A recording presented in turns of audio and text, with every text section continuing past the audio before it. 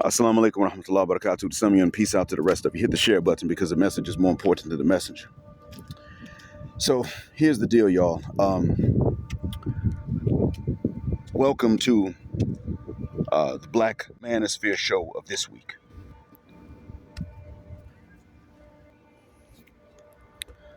And I know that I put my last upload up a little while ago, but I wanted to save this particular message for this Black Manosphere Show of the week because this tends to get more views because of the outside links posted in and references posted by others to boost it. And so I wanted this message to go far and wide.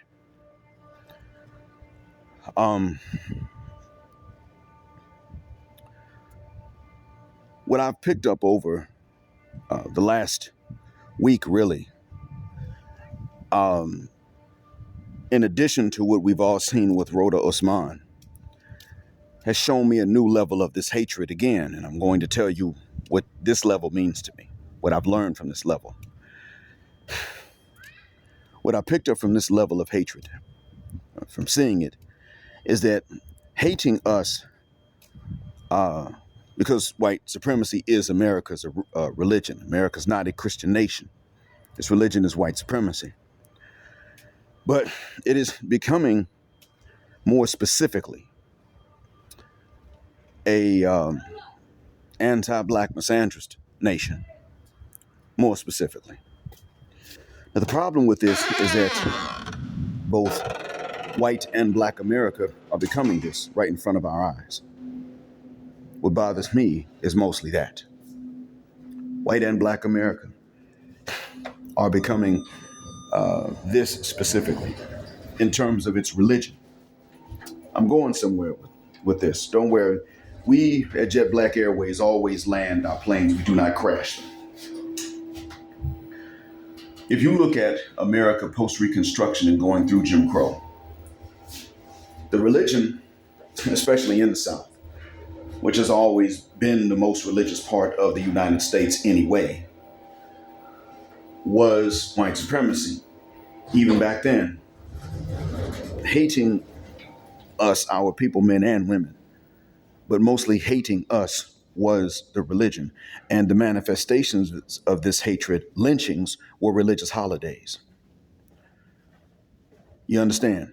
We already know that. You could do things on that day that, or any day really, that were against the law, but those days you could photograph it and everything. I mean, understand. Today's old white folk with the kids posing in those pictures of the lynchings. Bismillah, assalamu alaikum. It was fashionable to hate us, not only fashionable, but it was necessary in order to win acceptance. And other groups have had their acceptance determined or their rejection determined by their hatred of us, the manifestation of it, not hiding this hatred. You weren't allowed to hide it. You had to openly manifest your hatred of us. Now, with this being said, if you start looking at today, it's not considered fashionable in white America to admit to this hatred.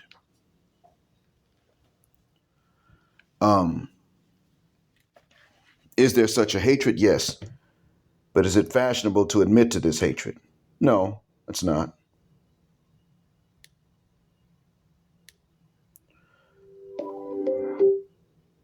The thing is that in Black America now, when white America wants to try to deny this, in Black America, the women now are being shamed into ashamed for not hating us enough, making this, in a sense, a religious requirement for the Western world's Anglophone Black women. But I'm going to talk mostly about America right now because that's from where I came and that's where I was born and grew up. And that's why I know best in terms of the entire new world, all of the Americas.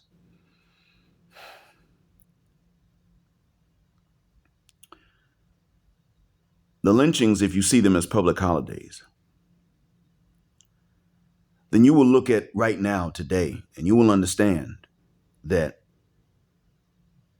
in Black America, the anti-Black misandry is considered a religious requirement for most of the women. I mean, actually, socially, it is a religious requirement. And those who don't choose to partake of this hatred are considered to be outcast. And they're called all sorts of pick-me's and pick-meshas. And really, Wyatt America gives a tacit nod to this. On one hand, they say, well, they're certainly loyal to us, meaning the hyenas, or they're certainly loyal to us, aren't they? But even then, they still look at this treachery. They still say, wow, these hyenas will do this. They will legit do this. And they really look at their own like this.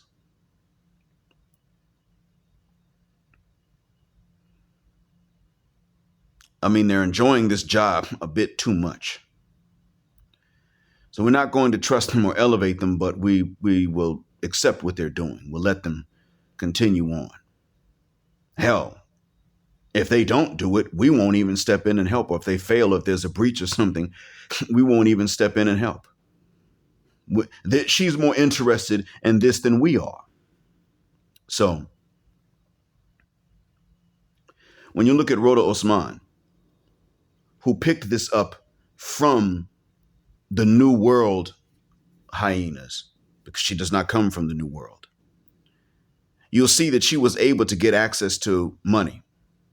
Now, there is a beef, and a lot of that does right now between Celebrity D podcast and Gale at Night, and I hope that at some point they're able to figure out which honest mistake, which honest human error this was. I'm not smart enough to keep up with everything that everyone said or did, but I do know that Gail didn't tell me anything bad about Celebrity podcast. She was simply saying, yeah, she's mad at me. She didn't say anything bad about Celebrity podcast. But in any case, Rhoda Osman got access to some money. Cash App, Venmo, GoFundMe. I forgot which one she actually got access to. That's the problem. She was allowed that despite the evidence that she lied on some non-existent Negro swinging a non-existent brick.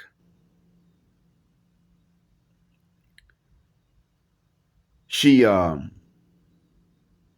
still got access to the money because, as I stated before, I mean, look where she is. She's in Houston. And if she's actually within Harris County, that political machine is really not interested in penalizing her if she lied. They don't care to do that. She's off the hook.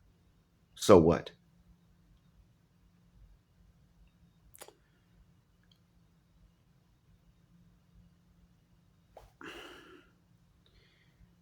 That goes to show you part of it.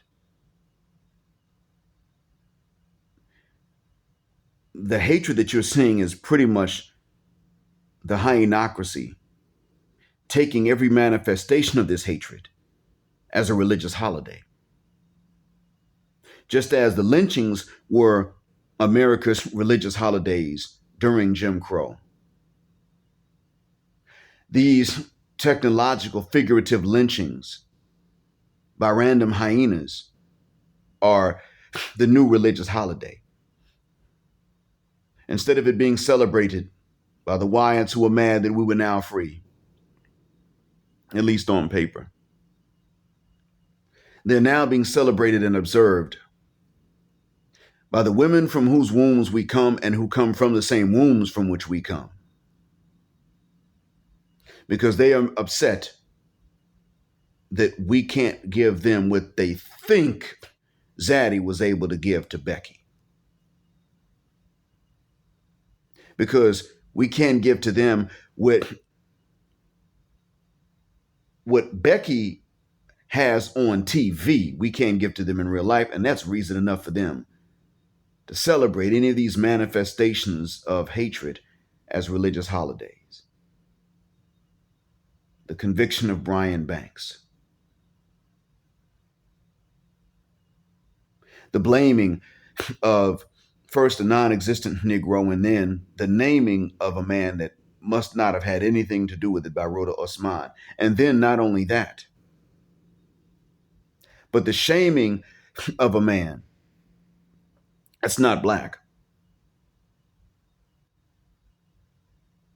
because he chose the Cheesecake Factory. And I don't know about you all, but I'm going to tell y'all straight away, the Cheesecake Factory here is pricey.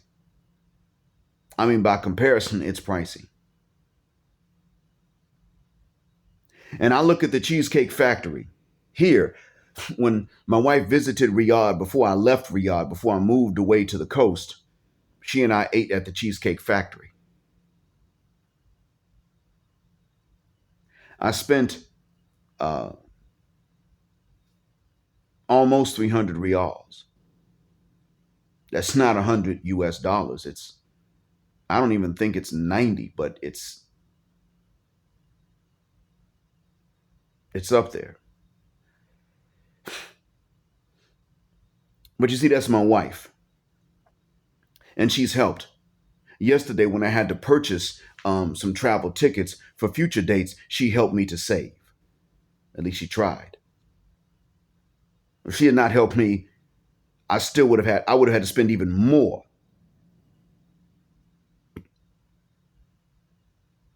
And this woman, for a first date, wanted to sit up and say, Cheesecake Factory's not good enough. And I want to tell you, that man, we already know. Had he been black, she'd have had more attitude. And had he been white, the Cheesecake Factory would have been considered generous. We already know this. But then if you look at that oyster chick, they went to Antoine's Oyster Bar in Atlanta. You can hear the hatred. Number one, you hear that exaggeratedly ratchet ghetto accent she has. You don't just pick that up as a speech pattern growing up. No, you exaggerate to get to that levels, to those levels.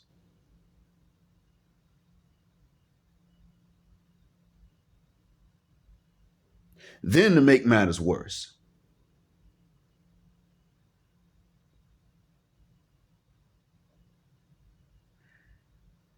the evidence points to her being there by herself. Number one,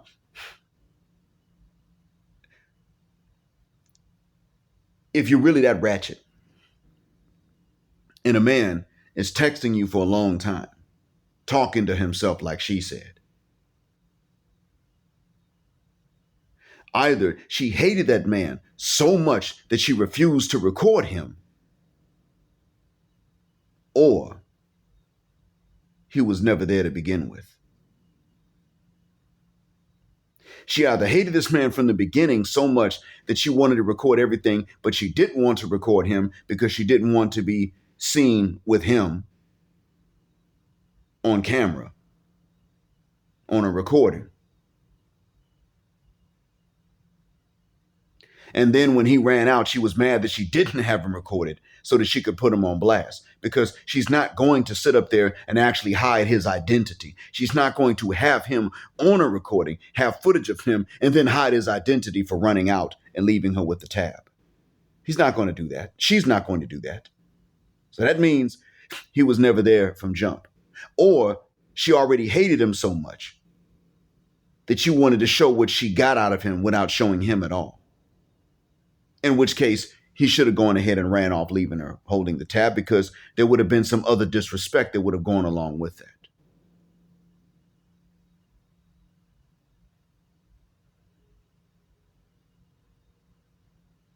That's what it was. What was she doing?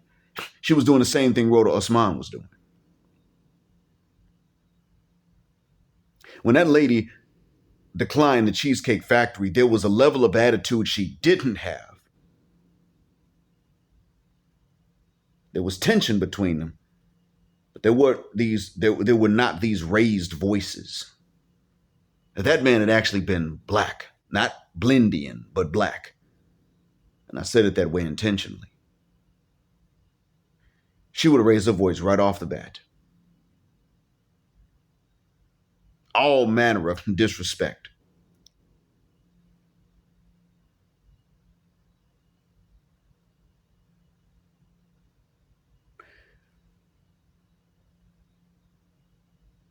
That would have been it. That's all there is. And then you see these other two. Actually, you see these other two, and when they need a man to demonize, they make up brothers. This is another manifestation of their religious fervor to create a religious holiday atmosphere. Let's be honest. We love holidays more than we love normal days. One of the reasons that holidays had to fall in the winter to a certain extent is because, well, you know what? They're kind of necessary to help people deal with seasonal affective disorder. Sad. In the winter. It's needed. So you got Halloween, then Thanksgiving, then Christmas, then New Year's. And I forgot what the other one is. And eventually Easter. You need them. Or people tend to need them.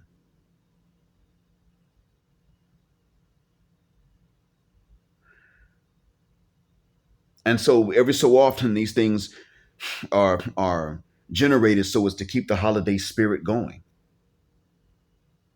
The religious holiday spirit. Because remember, specifically, the religion is one of hatred for us. First in white America, and now in Black America itself. From the women that have the least interest and the least to gain from hating us. That's what America means to me. And that's why I couldn't live there. And now that I don't, I can honestly say how badly you have it. I mean, it sucks there where you are.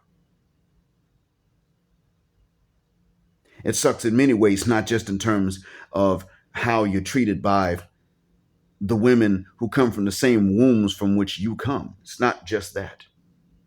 But that's one of the biggest betrayals. That can be one of the biggest hurts if you let a Western sister get close to you. You set yourself up for the biggest pain. That is because it is their religion to work against your interest. It is a part of their religion even to make sure that nobody listens to reason. That's a part of their religion. Don't listen to reason when it's coming from a Black man, or if it's even coming from a Black woman in favor of a Black man. Don't listen to reason. Turn your emotions on and your logic off so you don't hear it. And that's what they did to Ebony K. Williams, even though what Ebony K. Williams told the women to do was to advocate for one of the worst deals for any man that enters into it, and that's a legally binding marriage in the West, specifically in North America. She told the women to prioritize marriage. That's not a good deal for men, Black or white or anything else. And they got upset with her, even though they didn't peep that. They got upset with her because she told them to prioritize something that they perceived to be a benefit to the man. If she had couched it in terms of prioritize marriage, and if that man don't work out, drop him, girl, and take half. If she said that, them sisters would have said, yes, yes. How do you know? Nicki Minaj told them women to run that man's pockets. She can't do that to her husband. But she's telling other women, you run that N-word's pockets because I want the best for you. Oh my God.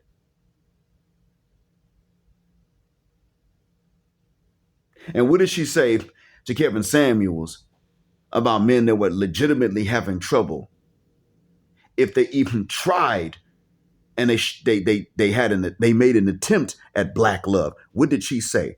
Well, those men can eat a... Remember that? That is because just as Jim Crow America religiously hated our people, more so than men.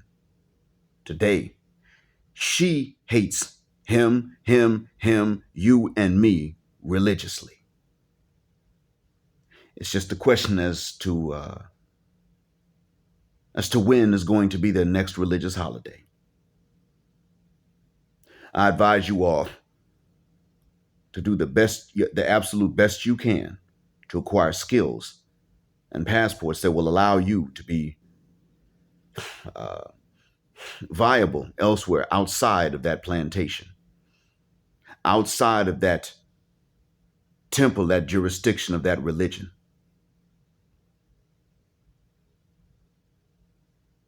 So that the next time, maybe it won't be the next time, that's not realistic, but so that one day, the next time they celebrate that religious holiday at the expense of one of us or a bunch of us, you won't be there. Because unlike Nicki Minaj, when she told her audience at that concert, I do mean it when I tell you that I want what is better for you. And that is to not be there the next time one of those religious holidays kicks off. I hope that what I've said is a benefit. And thank you for listening again to this week's episode of the Black Manosphere Show of the week. Black heart, black mind, black out. Assalamu alaikum, and black heterosexual, non-select male power just because they don't like it, and black patriarchy until extinction or judgment day. Thank you for flying again with us on Jet Black Airways, where jet black is also a verb. Keep jetting black with us until the wings and the wheels fall off. As always, gender justice forever.